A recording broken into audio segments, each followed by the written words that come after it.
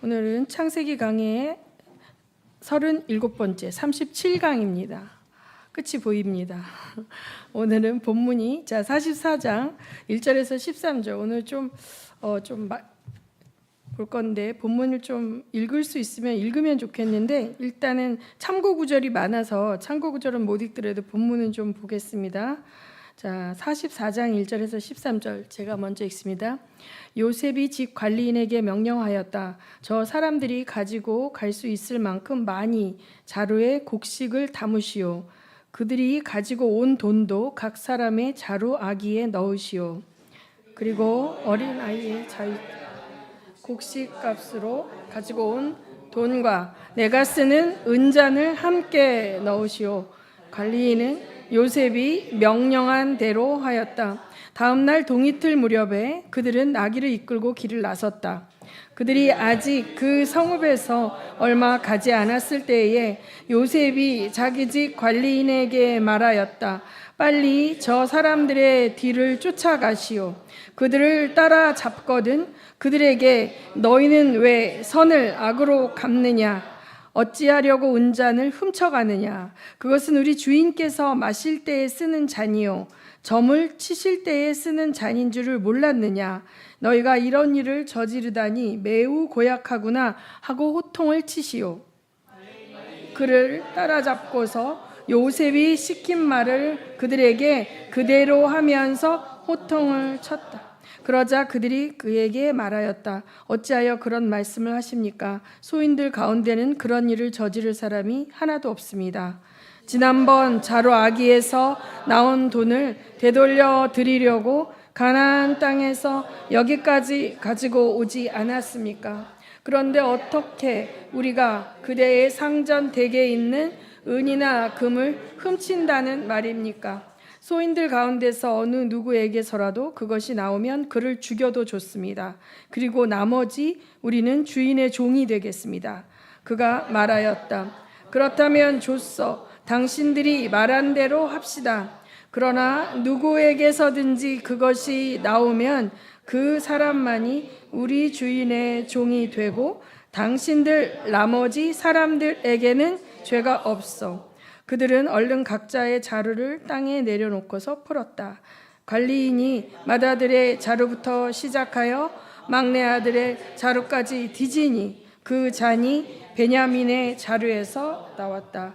이것을 보자 그들은 슬픔이 복받쳐서 옷을 찢고 울면서 저마다 나귀의 짐을 다시 싣고 성으로 되돌아갔다. 네, 여러분 이 장면은 여러분 읽으면서 상상이 되시죠? 네, 뭐 다 아는 스토리니까 우리가 성경 공부가 아니라 이게 강해잖아요. 여러분이 다 아는 내용이 아니라 도대체 하나님은 이러한 요셉의 어떻게 보면 공작질이죠. 이 나쁜 짓이죠. 누명을 씌워가지고 이런 일이 도대체 왜 있을까? 여러분 한번 오늘은 그걸 생각해 보려고 합니다.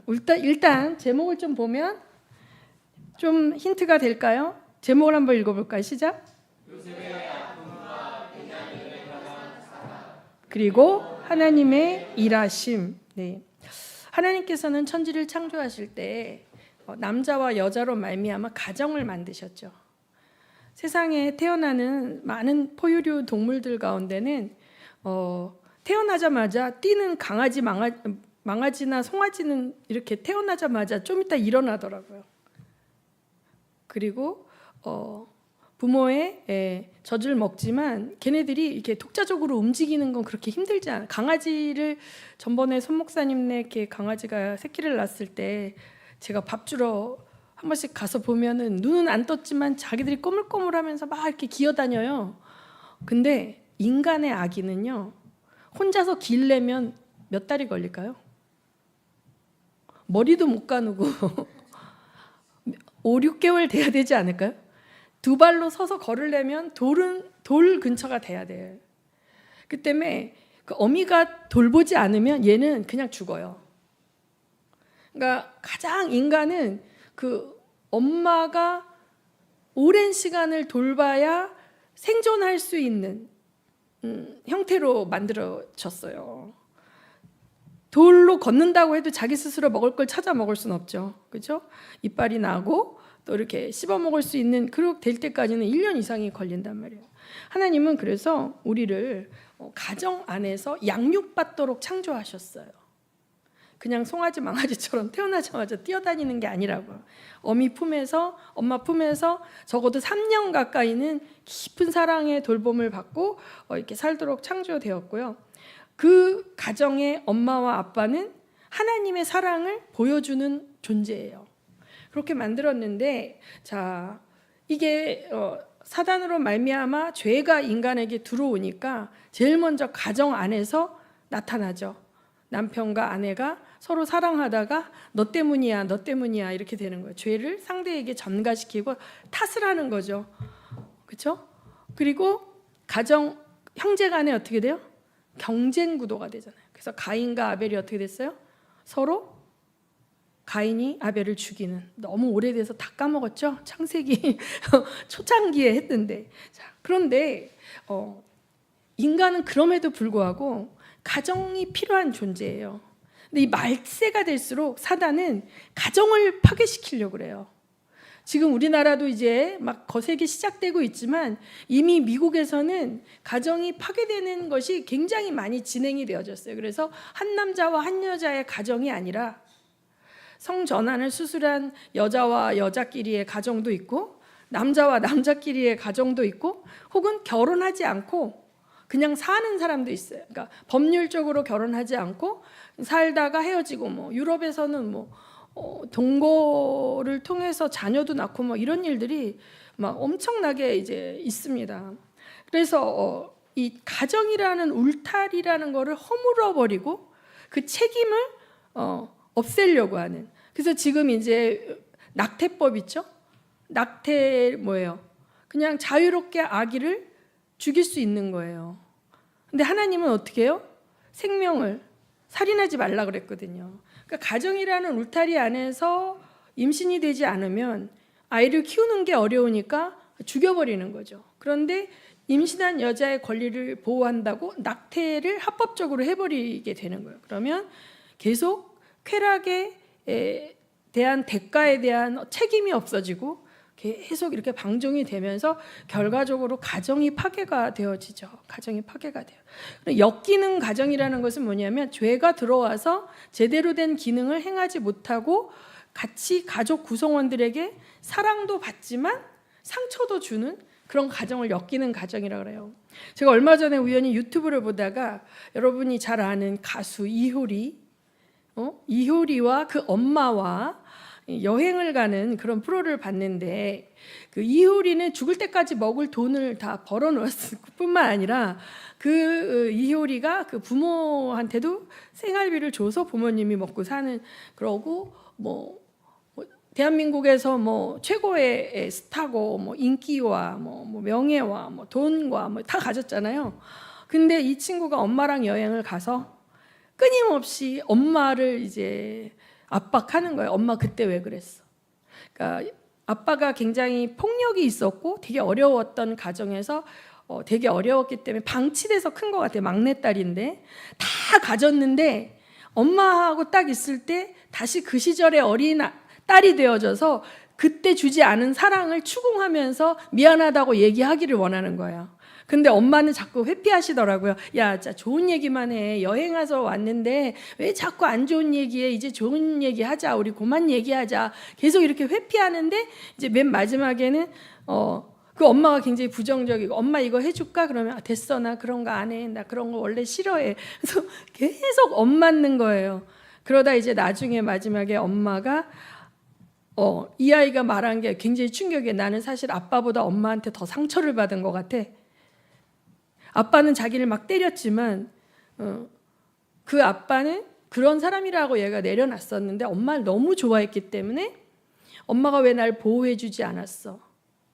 그러면서 내가 좋아하는 노래인데 엄마 들어볼래? 그리고 노래를 트는데 뭐 무슨 노래? 도망가자 이런 노래야. 너랑 나랑 도망가자 막 이런 노래인데, 그러니까 얘는 그거 얘기한 거예요. 그때 엄마랑 나랑 왜 그 위험한 아빠의 폭력이 있는 가정에서 왜 나를 데리고 안전한 곳으로 가주지 않았어? 뭐 이런 거 같은데, 얘가 나중에는 그렇게 얘기한다. 그때 우리 엄마는 지금의 나보다 훨씬 어렸다.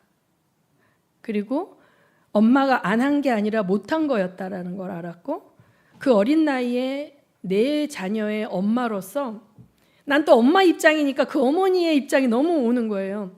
그 엄마가 그 자리에서 도망가지 않고 자녀들과 거기에서 오롯이 견뎌줬기 때문에 오늘의 이효리가 있는 건데, 얘는 더 완벽한 사랑과 행복한 가정을 왜 엄마는 나에게 제공하지 않았냐고 계속 추궁하고 있는 거예요.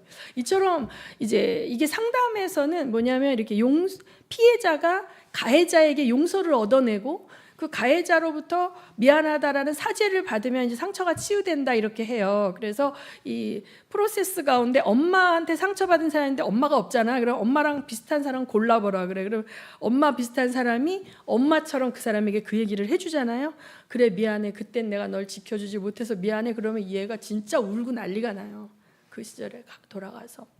근데 그 어머니가 나중에는 이러더라고. 아빠를 대신해서 처음에는 이렇게 야 이제 다 늙고 힘도 없는 사람한테 자꾸 그런 거 따져서 뭐하니 막 이렇게 얘기하시고 회피하시다가 맨 마지막에는 엄마와 아빠가 너를 사랑하지 완전히 사랑해주고 보호해주지 못해서 미안해.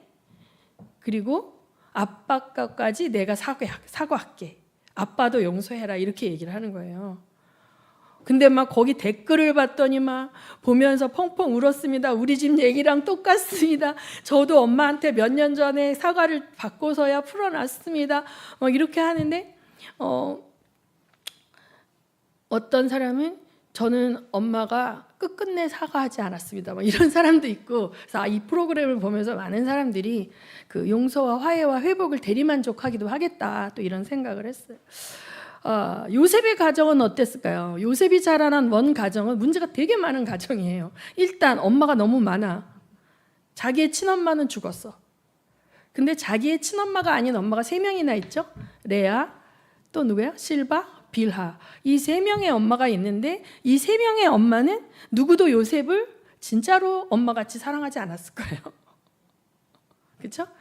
그리고 형들은 어렸을 때는 엄마가 죽었기 때문에 불쌍해했을 수 있어요. 쬐끔했을 때는. 근데 얘가 커가면서 아빠의 편애를 통해서 혼자 독보적으로 이제 사랑을 받고 힘든 노동에서도 제외되고 아빠 옆에서만 이렇게 사바사바 하고 있으니까 너무너무 미웠잖아요.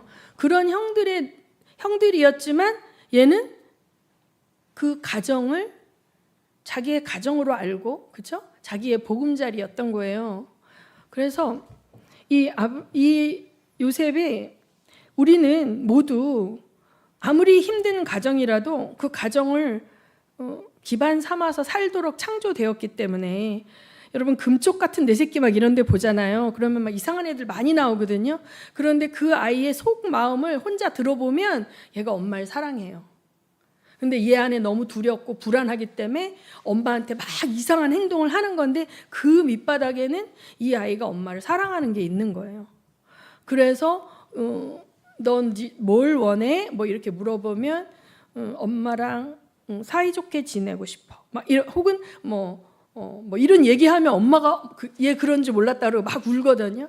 그러니까 아마 요셉도 팔려왔지만 가정이 그리웠죠. 자기 집이 그리웠고 아버지가 계신 곳, 형들하고 그렇게 있었던 그 얘한테는 고향은 아니지만 고향 같은 그 가나안 땅으로 돌아가고 싶었단 말이에요. 그런데 돌아갈 수가 없죠. 힘이 없는 존재였고 팔려온 존재였잖아요. 그렇지만 이 아이 안에는 내가 언젠가 돌아갈 수 있었으면 좋겠다. 아버지 옆으로. 나를 그렇게 사랑해줬던 아버지 옆으로 돌아갈 수 있으면 좋겠다 이런 생각을 했었을 건데 요셉이 그것을 내려놓는 시점이 있습니다. 그 시점이 바로 창세기 41장 50절에서 52절에 나옵니다. 창세기 41장 50절에서 52절 다 같이 읽습니다. 시작.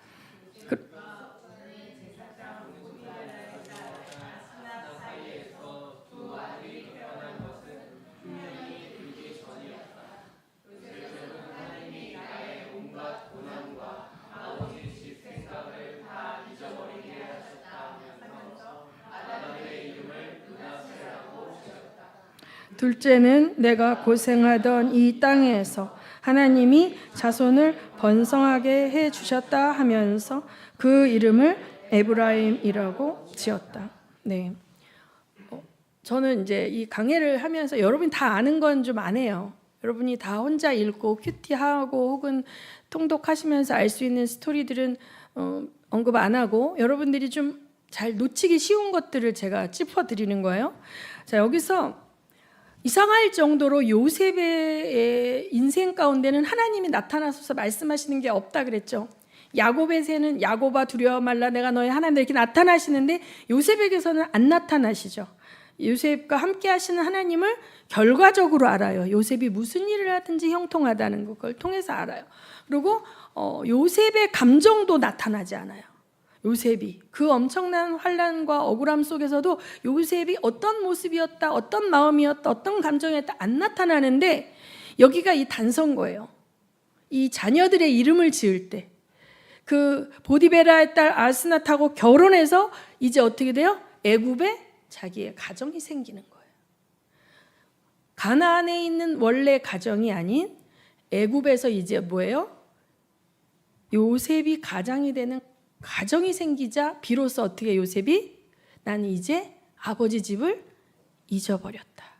이것은 뭐예요? 잊어버리겠다라는 의지적 선언인 거. 진짜 잊어버려질까요? 안 잊어버려지지만 이제는 뭐예요? 요셉 안에서 나 언젠간 갈 거야. 아버지 집에 갈 거야. 아버지 옆으로 갈 거야 라는 그 희망이 뭐예요? 이제는 내려놔지는 거예요. 나는 이제 여기서 이 아이의 아버지로서 이 여자의 아내로서 이제 가장이 되어져서 여기서 살아야 된다는 거죠. 그래서 1차적으로 므낫세라는 이름이 뭐다? 잊어버리겠다는 거예요. 과거에 형들이 나를 팔아넘겼고 슬펐던 거, 아버지가 날 사랑해줬던 거, 행복했던 거, 그 색동옷 입고 뛰어놀았던 그 즐거움 다 잊어버리겠다는 거예요. 이제는 이곳에 집중하겠다는 거예요. 그러고 나서 에브라임을 낳았을 때 뭐라고 이름을 줘요? 이 땅에서 어떻게 된다? 번성하겠다. 이제 여기가 내 땅이다. 이곳에서 나는 살 것이다. 이렇게 결단하는 것이 아이들의 이름 속에 나와 있습니다. 요셉의 마음이 느껴지세요? 예. 여러분 읽을 때 느끼셨었어요? 안 느꼈죠. 그래서 설교를 들어야 되는 거예요. 밀가루를 가지고 수제비를 만드는 사람도 있지만 탕수육을 만드는 사람도 있겠죠. 그러니까 말씀은요 깊이 파면 팔수록 엄청난 보물이 들어있어요. 여기서 요셉의 마음을 통해서 요셉이 원가족 안에서 있었던 그 모든 것을 묻어두고 이제 애굽에서의 사람으로 내가 살아가리라라고 결단을 하면서 사는 것이죠. 자, 그래서 이제 이렇게 쭉 하고 있는데, 그죠? 근데 뭐예요? 형들이 나타난 거지. 기근이 이제 2년차 될 때 형들이 눈앞에 나타난 거예요. 그래서 42장 6절에서 8절을 봅니다. 자, 시작. 그때 요셉은 나라의 총리가 되어서 세상의 모든 백성에게 곡식을 파는 책임을 맡고 있었다. 요셉의 형들은 거기에 이르러서 얼굴을 땅에 대고 엎드려 요셉에게 절을 하였다. 요셉은 그들을 보자마자 곧바로 그들이 형들임을 알았다. 그러나 짐짓 모르는 채 하고 그들에게 엄하게 물었다. 당신들은 어디에서 왔소? 그들이 대답하였다. 먹거리를 사려고 가나안 땅에서 왔습니다. 요셉은 형들을 알아보았으나 형들은 요셉을 알아보지 못하였다. 9절에 보면 그때의 요셉은 형들을 두고 꾼 꿈을 기억하고 그들에게 말하였다 이렇게 말해요. 그러니까 형들이 와서 그렇죠? 자기 앞에 절을 하면서 곡식을 사고자 왔다고 했을 때 하나님께서 뭐예요? 요셉에게 주셨던 그 12곡식단이 절을 하고 해와 달이 절을 하는 그 꿈을 딱 리마인드 시켜주신 거예요. 그 꿈이 어떻게 됐어요 지금? 현실이 됐죠. 실현이 된 거죠. 실현이 됐어요. 그러나 이제 요셉은 티를 내지 않고 형들에게 이때부터 이제 막 형들을 복수를 하는 건지 형들 안에 반응을 보기 위해서 이제 막 짐짓 막 당신들은 첩자다 막 이러면서 몰아붙여가지고 딱 보면 이제 이방인이잖아요. 애굽 사람이 아니잖아요. 그러니까 당신들은 첩자들이 틀림없다. 이 나라에 정탐하러 온 거다 했더니 아닙니다. 우리는 먹을 거를 사러 왔을 뿐입니다. 막 이렇게 얘기하고 우리는 그냥 한 아버지의 자식들인데 우리는 절대 첩자가 아닙니다. 막 이러면서 하니까 막 니네가 뭐 12이라고? 그런데 왜 이렇게 숫자가 없어? 그랬더니 이제 한 명은 없어졌고 한 명은 막내는 아버지 옆에 있습니다. 막 이렇게만 하다 보니까 뭐라 그래요? 요셉이? 그러면 네 동생 막내 데리고 와봐. 이렇게 얘기하니까 안 됩니다. 막 이렇게. 근데 가둬버려요. 감옥에 가둬. 첩자도 아닌데 첩자로 가둬. 그런데 자기들이 이제 막 얘기하는 거죠. 이 사람들이 우리가 벌을 받는 게 맞다. 막 통역을 통해서 애굽어를 말했지만 가나안 그 말로 형들이 우리가 그 아이 때문에 이렇게 이제 벌 받는 게 맞아 막 이렇게 하면서 걔가 살려달라고 애걸할 때 우리가 팔아 넘길 때 걔가 얼마나 울고불고 했는데 우리가 못 본 척하고 팔아 넘겼으니까 우리가 이런 일을 당하는 거 자기들이 막 다 얘기하는 거 요셉 다 듣고 있죠. 근데 요셉이 사흘 동안 가둬놔요. 사흘 동안 가둬놨다가 이제 16절에서 20절을 봅니다. 사흘 동안 가둬놨다가 꺼내서 다시 데리고 와서 하는 이야기입니다. 자, 16절 시작. 당신들 가운데서 한 사람을 보내어 당신들 집에 남아있는 아우를 이리로 데려오게 하고 나머지는 감옥에 가두어 두겠소. 나는 이렇게 하여 당신들이 한 말이 사실인지 시험해 보겠소. 바로께서 살아계심을 두고 맹세하오. 당신들이 그렇게 하지 못하면 당신들은 첩자라는 누명을 벗지 못할 것이요. 자, 이렇게 하면 20절 봅니다. 자, 시작. 그러나 당신들은 반드시 막내 아우를 나에게로 데리고 와야 하오. 그래야만 당신들의 말이 사실이라는 것을 증명할 수 있을 것이요.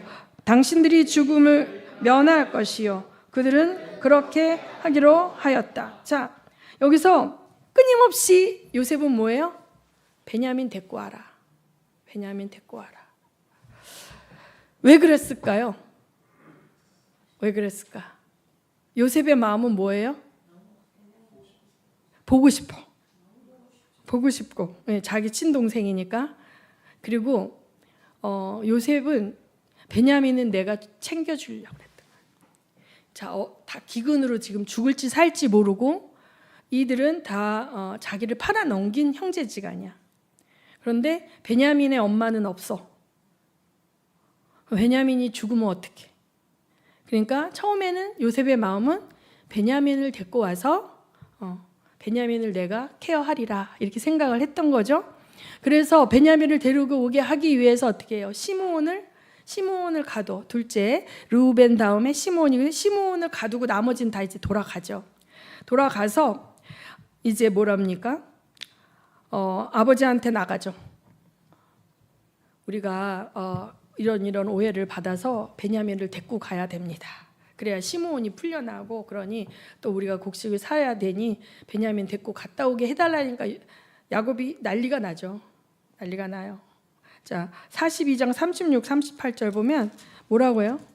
할아버지가 난리가 났어요. 42장 36에 38절 보면 다 같이 시작. 아버지 야곱이 아들들에게 말하였다.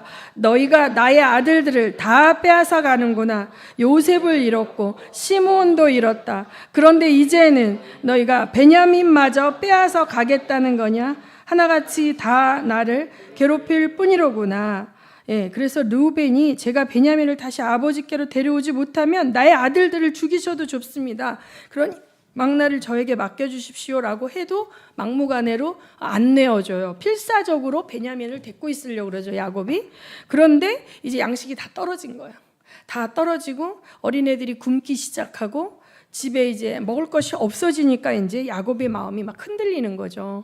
야곱이 이제 처음엔 절대 안 된다. 차라리 걔를 보내니 내가 죽는 게 낫다. 막 이렇게 하던 야곱에게 이제 유다가 3절에 보면 43장 3절에 보면 유다가 아버지에게 말하였다. 그 사람이 우리에게 엄하게 경고하면서 너희가 막내 아우를 데리고 오지 않으면 다시는 나의 얼굴을 못 볼 것이다 하고 말하였습니다. 막내를 데리고 가지 않으면 우리가 첩자가 돼버리고 또 이제 양식도 살 수가 없다라는 거지. 그랬더니 이스라엘 야곱이 어찌하여 너희는 아우가 있다는 말을 그 사람에게 해서 나를 이렇게 괴롭히느냐? 그랬더니 7절에 그들이 대답하기를 그 사람은 우리와 우리 가족에 관해서 낱낱이 캐물었습니다. 너희 아버지가 살아계시냐 하고 묻기도 하고 또 다른 형제가 더 있느냐 하고 묻기도 했습니다. 우리는 그저 그가 묻는 대로 대답하였을 뿐입니다. 그가 우리의 아우를 그리로 데리고 오라고 할 것이라고는 상상도 하지 못하였습니다. 자, 아까 므낫세라는 아들이 태어났을 때 그 이름이 뭐다? 잊어버리겠다. 내 아버지의 집을 잊어버리겠다. 가나안을 잊어버리겠다 했던 야곱이 억지로 그곳에 대해서 생각하지 않고 살았겠죠. 근데 형들이 나타나니까 억제했던 그 감정을 이기지 못하고 아버지는 어떠냐? 너희 형제가 또 있지 않냐? 막 이러면서 물어가지고 베냐민의 존재가 건강하게 잘 있다는 것과 아버지가 아직도 살아계시다는 것을 이제 알게 된 거죠. 그래서 이제 베냐민을 데리고 오게 하기 위해서 계속 이들을 가둬놓고 첩자라고 이렇게 하는 거죠.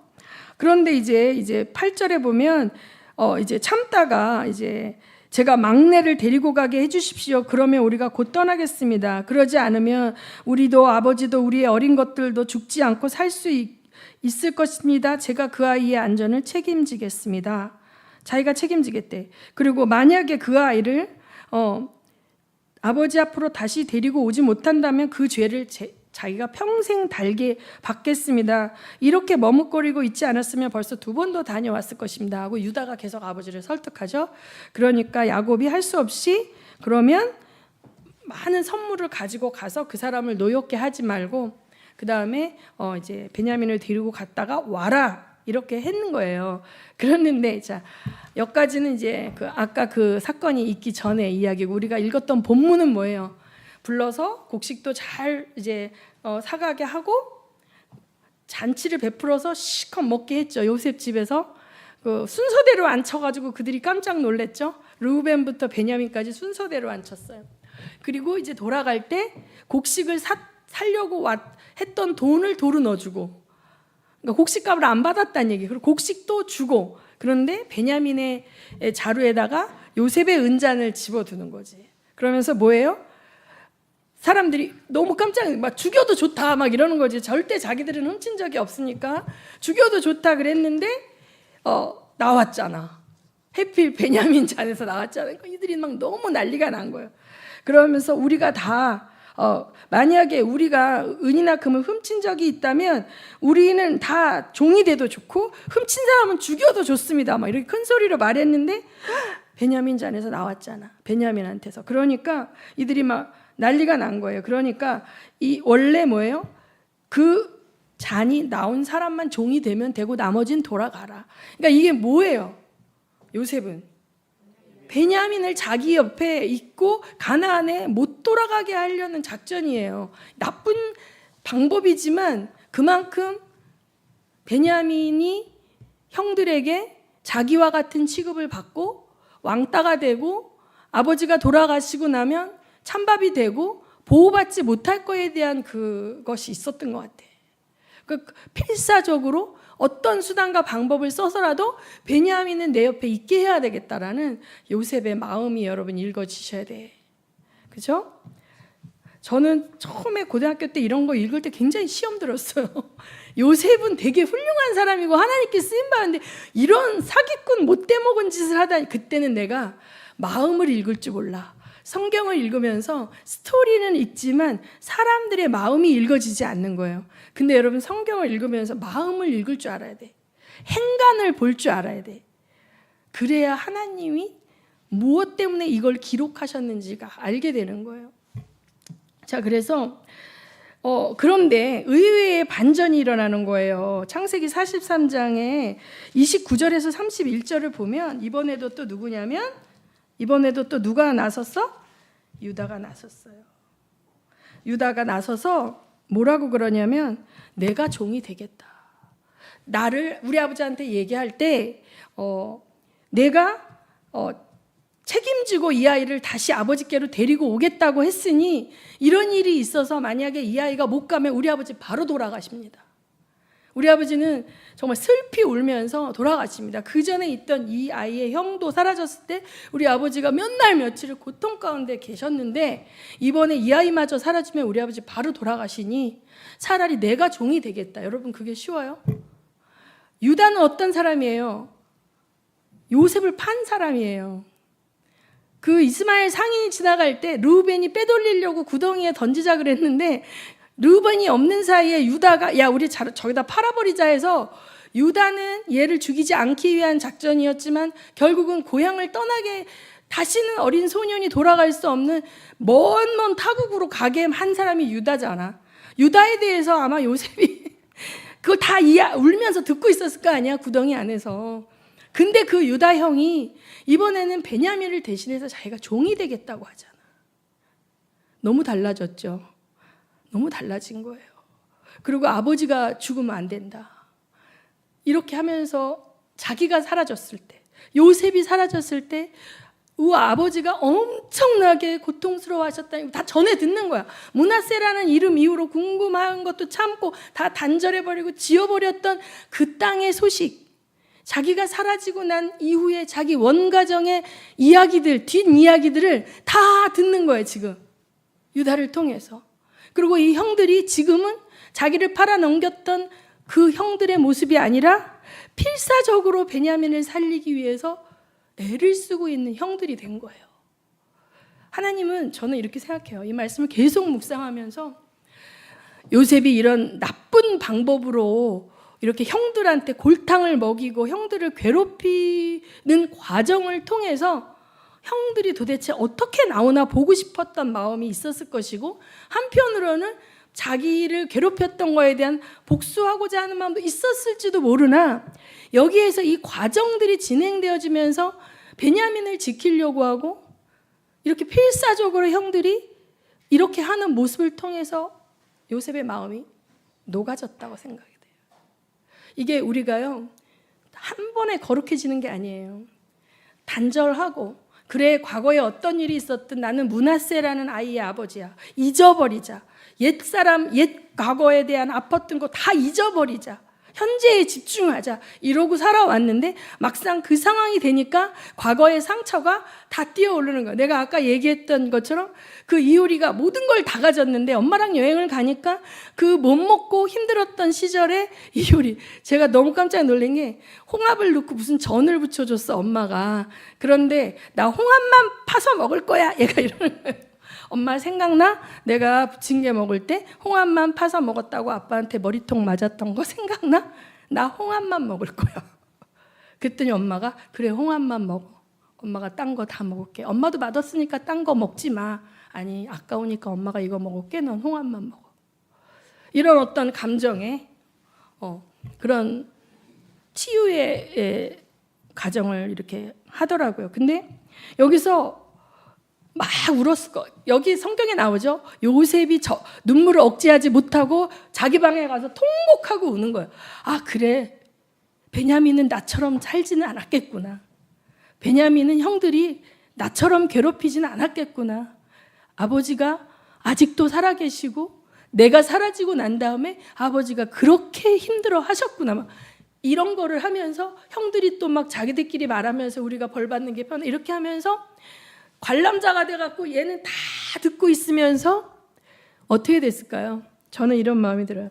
자, 용서와 화해라는 과정을 우리가 상담에서 할 때는 가해자가 피해자에게 사과를 해야 이게 힐링이 되어지고 용서가 된다고 하는데, 이 스토리에서는 일방적으로 그냥 요셉이 형들을 용서해버려요. 그런데 이렇게 하기 위해서는 그 과정이 필요한 것 같아. 막 베냐민을 대신해서 내가 종이 되겠다고 막 유다가 막 이렇게 매달리고, 형들이 막 아버지가 이렇게 하면 돌아가실 텐데 큰일 났다 막 이렇게 하면서 우리 아버지 또 어떡하나, 요셉 없어져서 그렇게 힘들어했는데 베냐민 없으면 어떡하나, 막 자기들끼리 내가 대신 종이 되겠습니다 막 이렇게 하는 과정을 통해서 이 한계 속에 갇혀 있는 형들, 형이든 아버지든 자기든 우리 인간은요 한계 속에 갇혀 있는 연약한 존재거든요. 그런데 우리는 너 왜 그렇게 연약했어? 그 이효리가 엄마한테 엄마 그때 왜 나 보호해주지 않았어? 왜 나 데리고 왜 어디로 도망가지 않았어? 이렇게 얘기했죠. 엄마는 할 수 없었거든요. 그때는. 그런데 그랬기 때문에 그걸 알면 가해자가 용서를 구하지 않아도 그 가해자조차 피해자였고 연약한 자였다라는 걸 보게 되면 긍휼이 나가는 거예요. 이 형들의 울부짖음을 보면서 요셉은 울고 울 수밖에 없었고 그냥 일방적으로 이 모습 이대로의 형들을 용서하게 된 거예요. 그리고 하나님의 관점으로 말하기 시작하는 거예요. 45장 3절에서 8절을 읽습니다. 45장 3절에서 8절. 자, 시작. 내가 요셉입니다. 아버지께서 아직 살아 계시다고요. 요셉이 형제들에게 이렇게 말하였으나 놀란 형제들은 어리둥절하여 요셉 앞에서 입이 얼어붙고 말았다. 이리 가까이 오십시오 하고 요셉이 형제들에게 말하니 그제야 그들이 요셉 앞으로 다가왔다. 내가 형님들이 이집트로 팔아넘긴 그 아우입니다. 그러나 이제는 걱정하지 마십시오. 자책하지도 마십시오. 형님들이 나를 이곳에 팔아넘기긴 하였습니다만 그것은 하나님이 형님들보다 앞서서 나를 여기에 보내셔서 우리의 목숨을 살려주시려고 그렇게 하신 것입니다. 이 땅에 흉년이 든 지 이태가 됩니다. 앞으로도 5해 동안은 밭을 갈지도 못할 것이다. 거두지도 못합니다. 하나님이 나를 형들보다 앞서서 보내신 것은 하나님의 크나큰 구원을 베푸셔서 형님들의 목숨을 지켜주시려는 것이고 또 형님들의 자손을 이 세상에 살아남게 하시려는 것입니다. 그러므로 실제로 나를 이리로 보내신 것은 형님들이 아니라 하나님이십니다. 하나님이 나를 이리로 보내셔서 바로의 아버지가 되게 하시고 바로의 온 집안의 최고의 어른이 되게 하시고 이집트 온 땅의 통치자로 세우신 것입니다.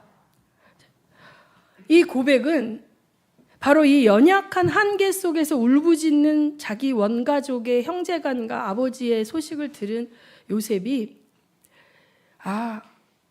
이들도 어쩔 수 없는 존재, 그렇죠?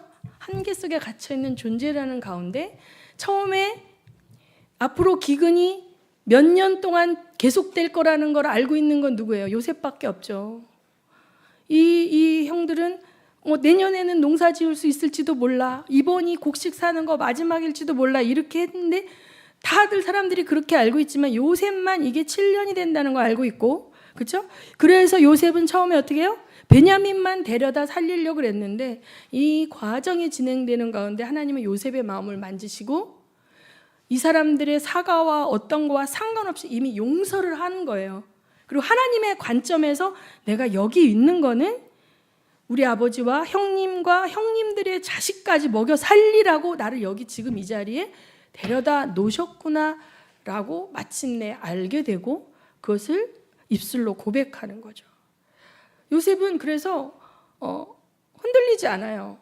근데 형들은 나중에 아버지가 죽고 난 다음에 이제 아버지가 죽었으니 요셉이 우리를 복수할 때가 온 것 같아 막 떠는데 요셉이 오히려 울었죠. 형들이 자기의 그 진정성을 몰라주니까 서글퍼서 울었는데, 자, 그래서 저는 여기서 이제 그거예요. 하나님의 사람들은 요새 피해자, 가해자 따지고 막 특검이니 뭐니 너무 시끄럽죠. 근데 자, 그러려고 그런 게 아니에요. 그 사람을 죽으라고 거기 뭐 수색하러 간 게 아니에요. 그렇죠? 뭔가 어떤 일을 진행함에 있어서 예상치 않았는데 죽음이 올 수 있죠. 그런데 이것을 마치 의도한 거다, 혹은 이 악을 덮으려는 악이 있다 막 하면서 계속 악을 증폭시키고 이렇게 하는데, 하나님의 관점은 가해를, 내 인생을 꼬이게 한 가해조차 하나님의 통치 안에 있었다라는 걸 보는 거예요. 그러고 너무나 이것은 놀라운 것은 마지막에 우리가 창세기 15장 13절에서 16절을 보겠습니다. 창세기 15장 13절에서 16절. 자, 이것은 하나님께서 오래전에 아브라함에게 하셨던 예언입니다. 시작. 주님께서 아브라함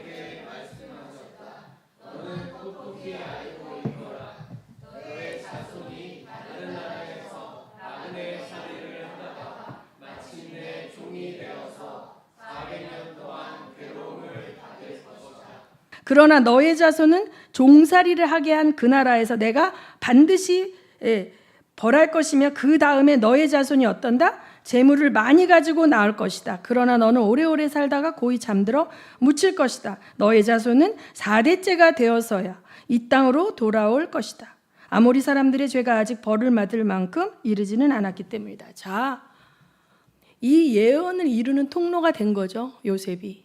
요셉은 베냐민만 데려다가 기근 때 살리려고 했고, 나는 형들이 시기 질투로 어쩌다가 이스마엘 상인들에게 팔아서 애굽의 종으로 팔려왔다 어찌어찌 하다가 요셉의 총리가 된 것이 아니라, 하나님의 이 예언의 경륜 가운데 야곱의 족속, 이스라엘의 족속이 애굽 땅으로 옮겨 심어져야 되는 하나님의 계획 가운데 온 가족이 이민 오게 되는 발판을 만들기 위해서 요셉이 온 거예요. 그렇죠? 그 과정 속에서 한 인간에게 있어서는 처절한 고난의 시간도 있고, 또 그 요셉이 복수하고자 하는 마음도 접어야 했고, 그 땅도 잊어야 했고, 자기 동생만 건져오려고 했지만 형들의 모습으로 마음이 변화되면서 형들의 자식까지 먹여 살리는 일을 흔쾌히 감당하리라 하는 그 용서를 선택했을 때 하나님의 이 예언이 성취되는 거죠. 그래서 출애굽하기 전에 입애굽의 사건이 있는 거예요. 근데 이미 뭐예요? 하나님은 이들이 요셉이 죽고 요셉을 알지 못하는 다른 왕조가 일어났을 때 이스라엘 민족이 어떻게 된다? 종이 된다는 것까지 말씀하고 계신 거예요. 그러면 우리가 예언 가운데 하나님의 사명을 감당하러 나가는 가운데 종이 되는 사건도 있을 수가 있는 거예요. 누가 죽는 사건도 있을 수가 있는 거예요. 그러나 그것이 개인의 관점에서 불행이기 때문에 그걸 피해버리면 안 된다는 거죠. 선택자, 하나님께 언약의 파트너로 선택된 자는 그 사람의 인생이 성공하는 것은 하나님의 계획을 이루어드리는 거. 그게 최고의 성공이거든요. 그래서 요셉이 알게 된 거예요. 이 시점에서 하나님이 나를 보내셨구나. 하나님이 우리 가문을 굶어 죽지 않게 형과 형의 자손들까지 살리라고 나를 이 오늘날 바로의 아버지와 같은 자리에 앉혀 놓으셨다는 통찰이 생긴 순간 그냥 형들은 용서가 되는 거예요. 그래서 우리가 우리의 인간관계 안에서도 관점을 바꾸면서 용서할 수 있어야 돼요. 자, 형들이 팔아 넘긴 요셉입니다 이렇게 얘기하잖아요. 그걸 잊어버린 게 아니에요. 가짜 말이 나 다 잊어버렸어. 이미 기억도 안 해. 옛날 얘기하지 마. 나 다 잊었어. 용서했어. 이러는데 사실은 인간은 그럴 수가 없거든요. 정확하게 기억하고 있지만 그것이 이미 나에게는 문제가 되지 않는다. 왜? 하나님이 허락하셨다. 더 큰 하나님의 경륜을 위해서 허락되어졌지만 결론적으로 나는 그 안에서 뭘 받았어요? 하나님께 쓰임받는 축복을 받았고 내 눈물과 아픔을 하나님이 닦아주셨고 그 애굽의 통치자가 되어서 애굽뿐만 아니라 다른 민족까지 살리는 아브라함의 언약, 너로 말미암아 모든 민족이 복을 얻으리라는 그 아브라함의 언약의 이 가현적인 성취자의 역할을 요셉이 1차적으로 하고 있는 것을 여러분은 보신 겁니다. 아멘. 그래서 여러분 개인의 생사화복에 함몰되어지고 영웅주의로 성경을 읽다 보면 하나님이 안 보이죠. 그런데 오늘 제가 여러분에게 보여준 것은 요셉의 마음이죠.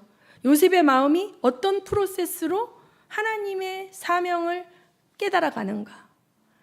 처음엔 자기의 고통을 잊기 위해서 아들의 이름을 므낫세라고 잊어버리겠다 결단하고, 생각하지 않겠다, 복수하지 않겠다, 잊어버리겠다라고 결단했지만 결국은 하나님은 철저하게 보게 하시고 꿈으로 보여주셨던 것이 현실이 되는데, 그 이유는 너 잘나서 잘난 척하라고가 아니라 열방을 살리고 언약 백성을 살리는 통로가 되라고 나를 여기 보내셨다라는 걸 알게 되는 요셉의 고백을 여러분은 들으셨습니다. 그래서 이제 보면, 오늘 다시 본문의 제목을 보면 다시 읽어봅니다.